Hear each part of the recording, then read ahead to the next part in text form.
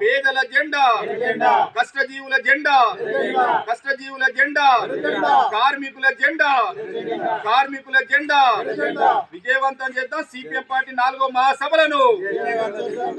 విజయవంతం చేద్దాం CPM party 4వ మహాసభలను ఈ నెల 25వ తారీఖు నాడు జరిగే రాష్ట్ర 4వ మహాసభలను విజయవంతం చేద్దాం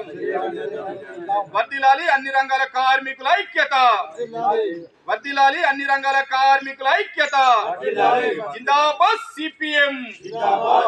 జిందాబాద్ సిపిఎం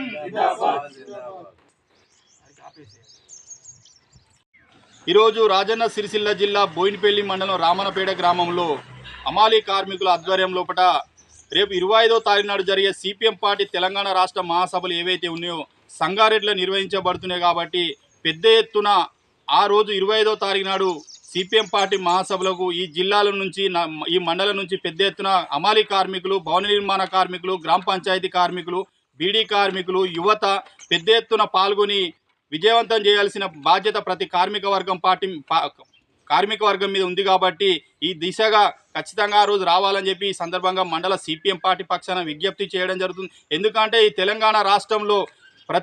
ప్రతి సందర్భంలో కార్మిక వర్గం కోసం పోరాటం చేసే పార్టీ ఏదైనా ఉన్నదంటే అది సిపిఎం పార్టీగానే చెప్పుకోవాలి. ఎందుకంటే కార్మిక వర్గం ఎదుర్కొంటున్న సమస్యలపై నిరంతరం పోరాటాలు చేస్తున్న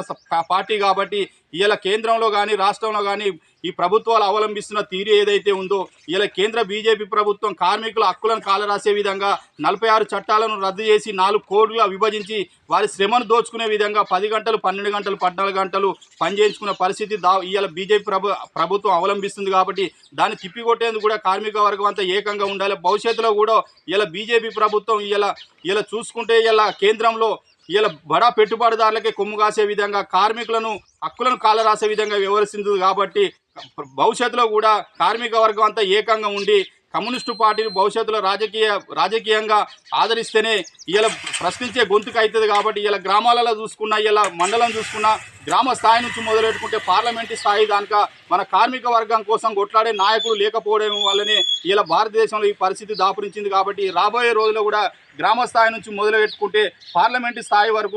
మన గొంతును వినిపించే నాయకుని గెలిపించుకోవాల్సిన బాధ్యత మన మీద ఉంది. కాబట్టి ఈ దిశగా కార్మిక వర్గం అంతా ఐక్యంగా ఉండాలని చెప్పి ఈ సందర్భంగా ఈరోజు బోయినపల్లి మండలం రామనపేట గ్రామంలో అమాలీ కార్మికుల ఆధ్వర్యం లోపల